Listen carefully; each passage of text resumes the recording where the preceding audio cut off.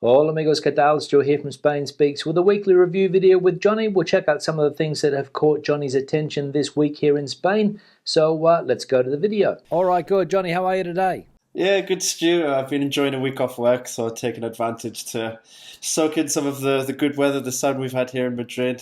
Been out and about. How about yourself? How's your week been? Yeah, not too bad, not too bad. Yeah, it looks as though you've caught a few rays. Yeah, I don't know. I think that's probably sunburn. Yeah, that you can maybe see. Yeah, well, the weather is getting better. That is for sure.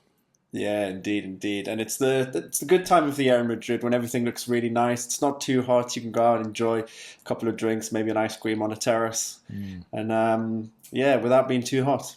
That is true, and it's a fantastic season of the year if you don't suffer hay fever. Oh yeah, I am a hay fever sufferer, so not so great a time for me at points. Yeah, But I that's think it. Wearing a mask outside, you don't suffer, you don't feel it as much Well, because you're that's a not positive. exposed to the That's a pollen. positive of Yeah, wearing a mask, I suppose, that you're able yeah, to get rid of those, the hay fever effect. indeed, indeed, yeah, All right, good. Now, what's caught your attention this week, Johnny? yeah. Well, the elections, of course. How can we not escape the elections in Madrid this week? So Well, they were obviously, everywhere. They were everywhere. Yeah, yeah, yeah, yeah. indeed, yeah, it's a big win for Ayuso, of course. Mm. Citizens Party has disappeared now Yep. from the Madrid Congress. Pablo Completely smashed. Iglesias, Yeah. yeah, Pablo Iglesias no longer in the political scene, No. saying that he's going to step down Yep. from Podemos for his political career. And yeah, so it's definitely shaken up the political landscape a bit in Spain. Yeah, well, Iglesias said that he's stepping down effective immediately from last Tuesday. But I was reading today that his wife is going to step up and replace him as the leader. I think there's going to be like a joint Right, leadership in okay. the party. His wife or his partner, I don't know whether they're married, his partner Yeah. and another lady, and they're going to take control of the party. Okay, interesting. I had not seen that story, but I guess it doesn't surprise me that Montero would step up in his place. Yeah. Maybe she's yeah. Well, I think they have to have some type of like primaries or whatever they call them, no, inside the party. But I'm sure she will put her hand up for leadership. Yeah, indeed, We'll indeed. see. We'll see. Yeah. Not sure if you saw the funny story regarding Real Madrid star Marcelo, that he was called to serve at the electoral table the day Yep. he was meant to travel to London to play in the Champions League Yeah, I the did next hear day. that story. Did he get someone to substitute or stand in for him at the on the day as well? I Or don't know. I didn't follow the story through. I just saw it, when it first came to the, made headlines. But I didn't follow it through to see whether he was actually on the desk or not on the day of the elections. But they lost, so it yeah, well, doesn't yeah, really matter. That's it. And just on yeah. the elections, Johnny, yeah, we said it was a huge victory for the current premier Ms. Ayuso, and she announced today her government announced today what's going to happen after the 9th of May. I think we spoke. I'm not sure when, but we said that people are looking forward to being able to travel around the country again, and it looks as though that is going to be the case. No more curfews in Madrid. Okay, interesting. Yeah, because I know we discussed briefly that the central government, may have passed some legislation under the table that still allows autonomous communities to apply certain restrictions. Yeah. But yeah, it seems like not going to be the case in Madrid in that case. So we'll be No.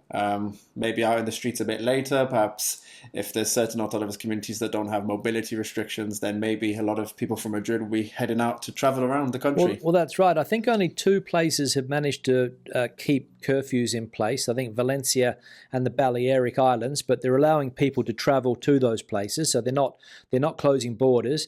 And Andalusia announced also that they're getting rid of borders and curfews as well, and they're going to leave places open, nightlife, bars, restaurants, and the like until 12 o'clock, and nightclubs until 2 a.m. Ah, okay. So nightclubs now as well back in the scene. In Okay. Andalusia, not sure in Madrid, but down south, yes. Okay, yeah. Well, this is something we'll come to a bit later, isn't it? It What is. holidays this year might Well, look that's like, it. but yeah, That's on the agenda understandable as that well. some That's of right. Yeah. that some of those coastal regions would start to try and open up their their restaurants, their bars, their tourist sector businesses. That's exactly right.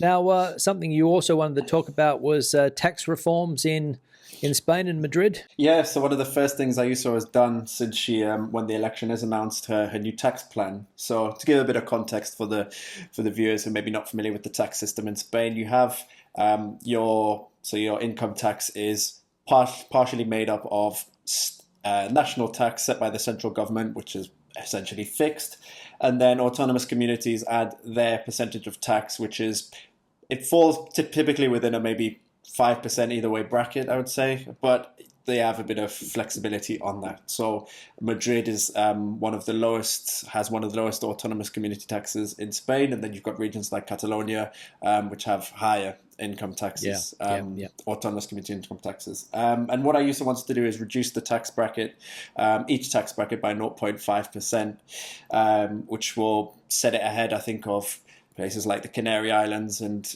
puts it on par or close to Navarra, which is also a very low tax region in the country.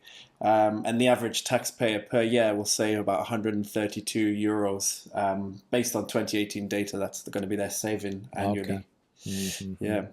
Yeah, some people do accuse Madrid of being a tax haven, though, don't they? They do, yes. And Ayuso fought back. She said that Madrid is not a tax haven, that the rest of the country is a tax hell. That's her rhetoric, of course. That's it.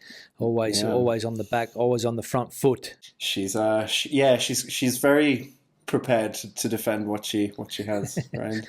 Yeah, that's it. One of the things that the central government said they were going to do if they won Madrid was they were going to bring it in line with other places around the country so that there wasn't a tax advantage of living in this community, because they say that, Madrid attracts more companies because of those low tax rates. More people want to come and live here.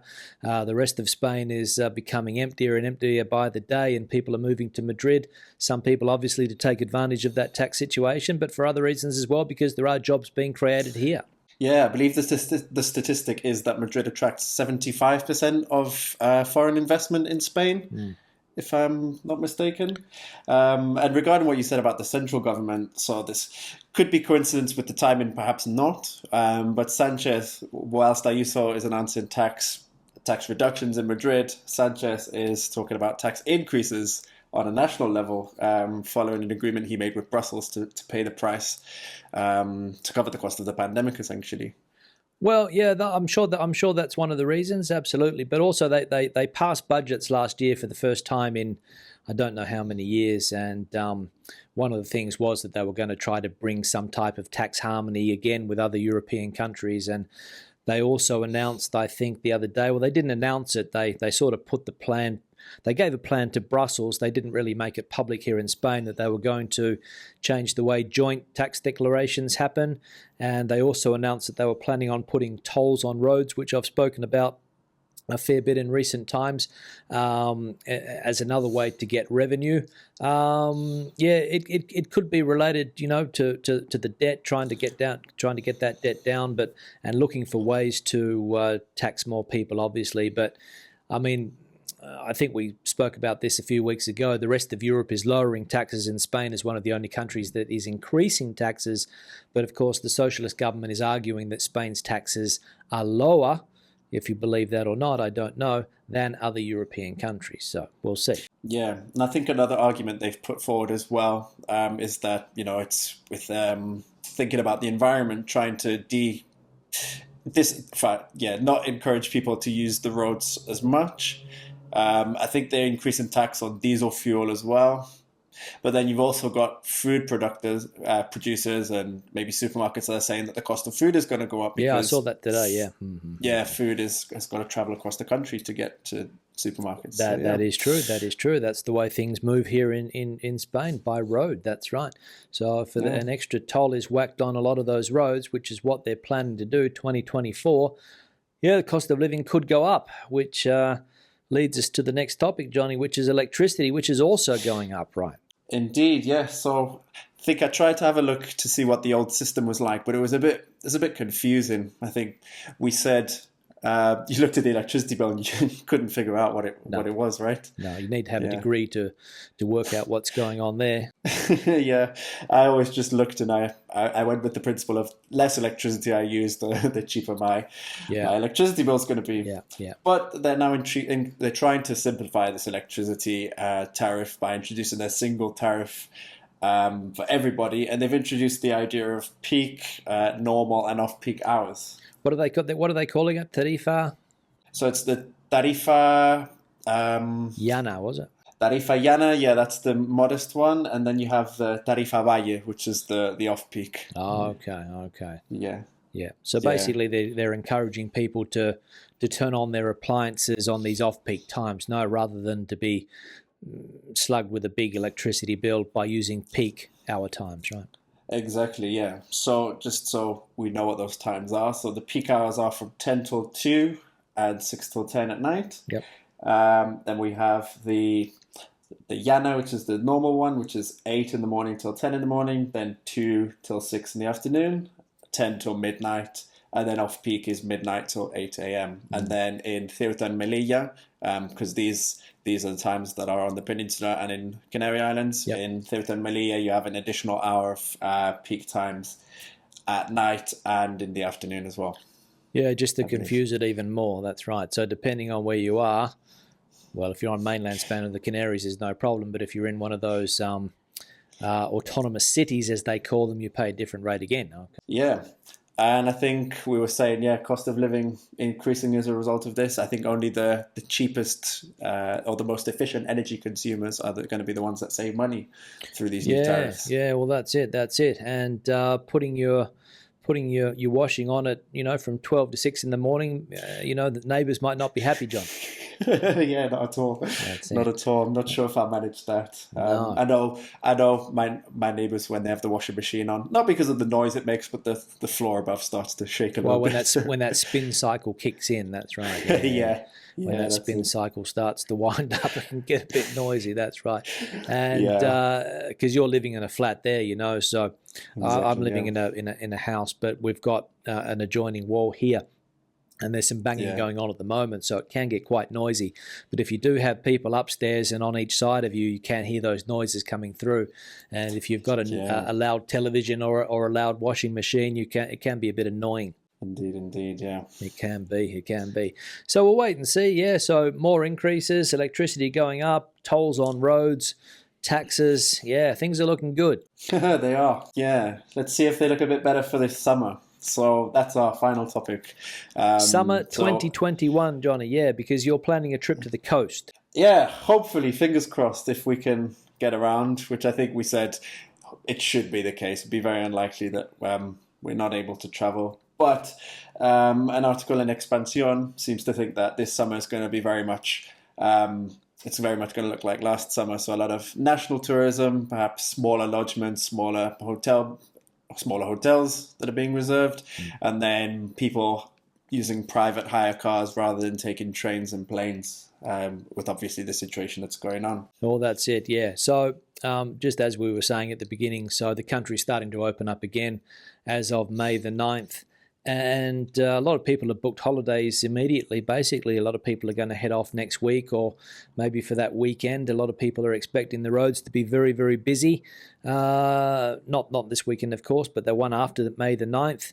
And the summer, similar to last year, obviously, a lot of internal tourism. People are not going to be able to travel out of the country, or if they do, there's probably going to be restrictions, and you're going to have to be vaccinated most likely to travel to international destinations this year. And given that there's still a health crisis in India, South America, some other parts of the world, a lot of people are going to decide to stay local, I imagine, as they did last year.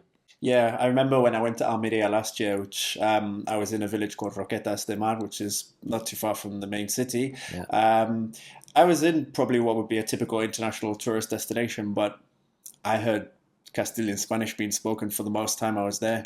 Really didn't hear that much English, that much French, German being spoken. So it was very much full of local national tourists.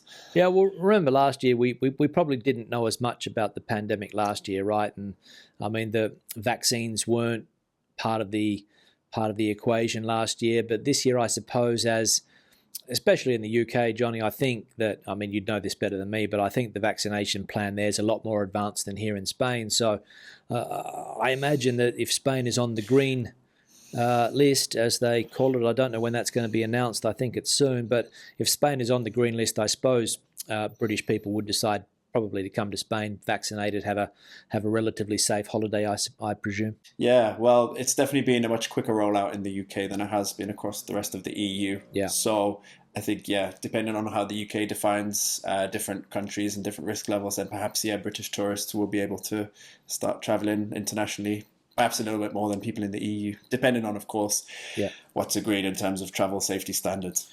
Yeah, and I even heard, because I think it's going to depend on the progress of vaccinations in different countries. So if Spain is behind, let's say they're only around 20%, and that is a factor. Maybe I heard some other places are going to try to get a travel corridor. I think Valencia is going to push for a travel corridor with the UK. The Balearics were trying to push for one. Canary Islands were trying to push for one as well. So, I mean, whether that's realistic, I don't know. But we've said it before, and I'll say it again. Spain is a tourism-based economy, and a lot of those coastal resorts. And you said Almeria, that's one example. Take away the fruit and veggie economy that they have down there. The rest is probably tourism. And, there are some places that depend on foreign tourism, and they want people to come back. Yeah. Yeah, I believe the Canary Islands may actually already be exempt from the UK travel guidance, which I think currently is not favourable towards Spain, but I think they've exempted the Canary Islands. Yeah, could be. And then other countries as well, Portugal, Greece, Italy, we'll see what happens there as well. But I suppose it's going to be an EU directive. I don't know whether individual countries can go outside that. We'll have to wait and see as well. Yeah, I think the EU, we know they're obviously trying to coordinate this vaccine passport. I think Italy may have even jumped the queue and try and I think I saw something about Italy has tried to jump the queue and get their own vaccine passport out there so that they can enable travel. Yeah, that could be the case. So where are you planning to go this year? Maybe Tarragona in Catalonia, just outside of Barcelona. Good, thanks to the cheap WeGo tickets. Oh, yeah, you were speaking about that, last week, I think, or the week before. Yeah, you got some cheap tickets to Barcelona and then head down the coast. Yeah, so I had a look on the website. From €9, you can get those one-way tickets. So, yeah, depending on the date. I saw the tickets at that price were running out, so I maybe have to make a move quick. But yeah, we'll see if it's as long as it's possible. Then yeah, I'll try and get away to the coast this summer. Yeah, so that's it. So heading to the coast, and as we said, summer 2021. I also saw today that the chief health officer here, Fernando Simon, said from now on it's individual responsibility. We can't rely on the government to be putting restrictions in place and taking away basic constitutional rights like freedom of movement and things like that. So individual responsibility, so that if you are going to go to the coast, you just have to put up with the rules that are in place in the place that you're going to go to, and put your mask on if you go to a restaurant and whatever else is in place. That's it. That's all. It all comes down to the individual. All right, Johnny, we'll start to wrap it up. A bit of a shorter video today because of time constraints, and we had a problem yesterday, which is why we're doing it today. But we'll cut it short there. But have a good one. Yes, you too. Have a good weekend, Stu. By the way, did you get a chicken pie last week? I did. It was good. I was nicely surprised. I'm not normally a fan of mushrooms, and I didn't realize I had mushrooms in it. My girlfriend keeps telling me you need to read labels with more attention to detail. It was fairly clear. It said pollo y setas. Yeah, I saw the setas and I was like, I have a habit of doing this. I say, I don't know what this is, but it has chicken. Okay, let me try it. Actually, anyways, it was good. Somebody else in the comment section said, thanks for pointing those chicken pies out. I think they also went to Mercadona and got one. So quite a tasty treat. If you like chicken and mushrooms, of course. That's it. Yeah. All right, Johnny, we'll wrap it up. Have a good one. You too, Stu. All right, see you later. Bye-bye. So there we go. That was the weekly review video. Questions and comments, please leave them in the section below. Debate the situation out as you normally do. Give the video a thumbs up if you liked it, thumbs down if you didn't. I'll see you in the next one. Hasta luego.